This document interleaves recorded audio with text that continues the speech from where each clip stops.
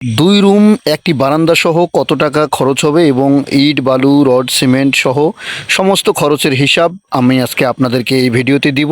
তাই অবশ্যই খুব মনোযোগ দিয়ে ভিডিওটি দেখার জন্য অনুরোধ করছি, কেননা স্কিপ করবেন না। যদি আপনারা ভিডিওটা কেটে দেন তাহলে অনেক কিছু মিস করে যাবেন।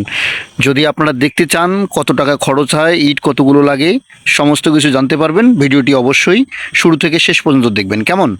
তো আপনারা দেখছেন যে আমাদের এখানে দুইটি রুম এবং একটি বারান্দা, সেই সঙ্গে দুইটি রুমের আমাদের চারটি জানালা এবং সামনে বারান্দার দুই দিকে দুইটি জানালা দেওয়া আছে। আপনারা চাইলে এটাতে জানালাও দিতে পারেন অথবা সামনে বারান্দাতে আপনারা গ্রিলও দিতে পারেন। হ্যাঁ, তো আমাদের মোট তিনটি দরজা এবং ছয়টি জানালা রয়েছে এবং এই বিল্ডিংটিতে আপনার সাইজ হচ্ছে, আমাদের প্রতিটা রুমই হচ্ছে 12 ফিট বাই 12 ফিট এবং বারান্দাটার সাইজ হচ্ছে আপনার 7 ফিট।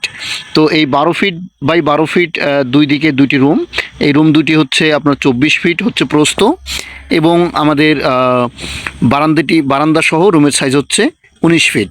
তো 24 ফিট বাই 19 ফিট এই বিল্ডিংটিতে আমাদের যদি আমরা গাঁথুনি কমপ্লিট করতে চাই, তো আমাদের অবশ্যই এখানে মনে রাখতে হবে যে আমাদের ফ্লোরের হাইট কতটুকু, অর্থাৎ আপনার মেঝে থেকে মেঝের নিচ পর্যন্ত, এই যে আপনার এই মেঝের থেকে নিচ পর্যন্ত ইট কত লাগবে সে বা আপনার গাঁথনির হাইট কতটুকু দিবেন, তার উপরে কিন্তু নির্ভর করবে আপনার ইটের সংখ্যাটা।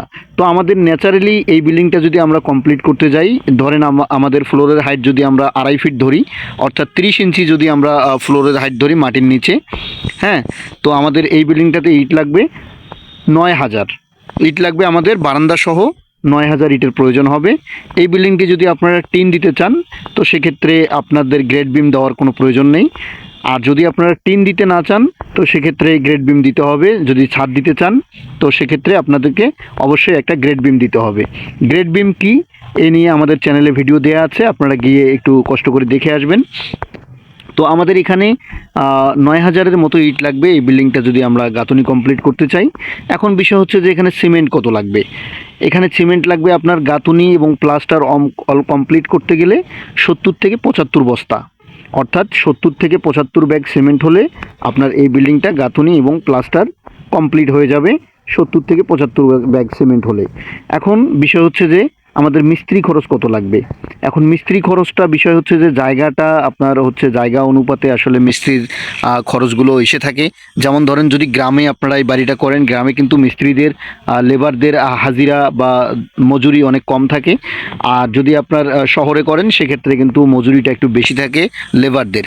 তো আপনারা চাইলে এই বাড়িটা যদি কমপ্লিট করতে চান, ধরে নিচ্ছেন যে আপনারা গ্রামেই করবেন এই বাড়িটা, কারণ এই ধরনের বাড়ি মূলত গ্রামেই বেশিরভাগ হয়ে থাকে। তো আপনি যদি গ্রামে এই বাড়িটা করতে চান সেক্ষেত্রে আপনার এই মিস্ত্রি খরচ গাঁথুনি এবং প্লাস্টার অল কমপ্লিট করতে গেলে আপনার মোটামুটি 80 থেকে 90 হাজার টাকা নেবে গাঁথুনি এবং প্লাস্টার অল কমপ্লিট। এখানে দরজা জানালা থেকে শুরু করে ফ্লোর ঢালাই, ফ্লোর ফিনিশিং সব কিছু মিলিয়ে 80 থেকে 90 হাজার টাকা নেবে মিস্ত্রি বিল। এবং আপনারা দরজা জানালা এই হিসাবটা আমি এখন দিব আপনাদেরকে। তো ধরেন এই আমাদের এখানে 6টি জানালা রয়েছে।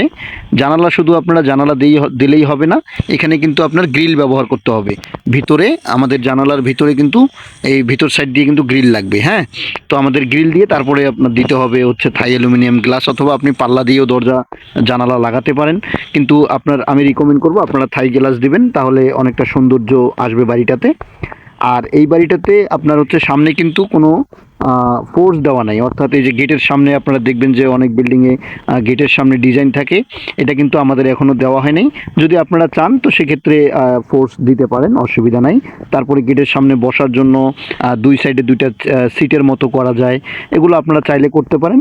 আরেকটা কথা বলে রাখি, আমরা বিল্ডিংয়ের ডিজাইন ড্রয়িং সহ ইট বালু রড সিমেন্টের হিসাব দিয়ে থাকি, সেই সঙ্গে আমরা বিল্ডিংয়ের ডিজাইনও করে দিই। আর সরাসরি আমরা নিজেরা কাজও করি সারা বাংলাদেশে।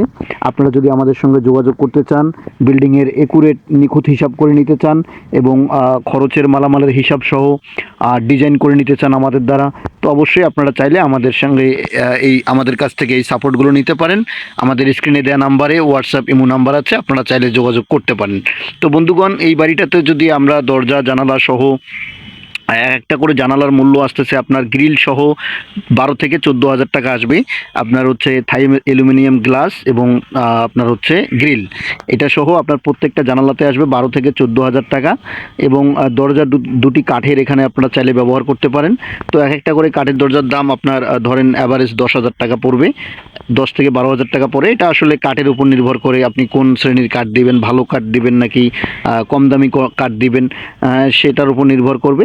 তো আপনার মোটামুটি যদি আপনার বাজেট থাকে এই বাড়িটা করতে, যদি আপনার 3.5 লক্ষ টাকা বাজেট থাকে, তো আপনি এই ধরনের একটা বাড়ি করতে পারেন।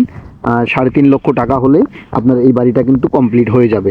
তো বন্ধুগণ, আপনার যদি কোনো মতামত থেকে থাকে অবশ্যই কমেন্ট করে জানাবেন। আর এই বিল্ডিংটাতে যদি আপনারা ছাদ দিতে চান, সেক্ষেত্রে আমি রিকমেন্ড করব অবশ্যই আপনারা ছাদ দিলে অনেক ভালো হবে এবং ভবিষ্যতের জন্য আপনার অনেক সাশ্রয় হবে। কেননা টিন কিছুদিন পরে টিন যদি দেন সেটা নষ্ট হয়ে যায়, 20 বছর 30 বছর পরে টিন কিন্তু নষ্ট হয়ে যায়।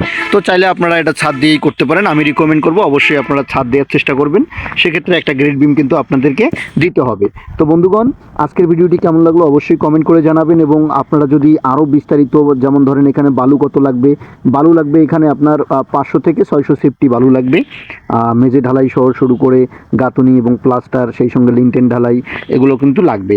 আর রডের হিসাবটা এখন আপনাদেরকে দেওয়া হয়নি বন্ধুগণ। এই বিল্ডিংটাতে যদি আপনারা লিন্টেনের জন্য রড দিতে চান, তো লিন্টেনের রড লাগবে এখানে আপনার 60 কেজি। চতুর্দিকে লিন্টেন হবে এই দরজা এবং জানালার উপর দিয়ে, আপনারা জানেন। তো এই লিন্টেনের জন্য এখানে 60 কেজি রডের প্রয়োজন হবে। এবং ফ্লোরে যদি টাইলস করেন, টাইলসের হিসাবটা এখনও দেওয়া হয়নি, কিন্তু আপনারা যদি টাইলসের হিসাব সহ আরও যে আনুষঙ্গিক উপরের চাল আছে এগুলো যদি হিসাব করে নিতে চান, অবশ্যই কমেন্ট করে জানাবেন এবং আমাদেরকে স্ক্রিনে দেওয়া নাম্বারে যোগাযোগ করবেন। আর অবশ্যই চ্যানেলটি সাবস্ক্রাইব করবেন নিয়মিত ভিডিও পাওয়ার জন্য। তো আজকের ভিডিওটি কেমন লাগলো অবশ্যই কমেন্ট করে জানাতে ভুলবেন না, এবং আপনার যদি কোনো মতামত থেকে থাকে সেটাও কমেন্ট করে জানাবেন। তো বন্ধুগণ, আজকের মতো বিদায় নিচ্ছি, ভালো থাকবেন, ধন্যবাদ, আসসালামু আলাইকুম।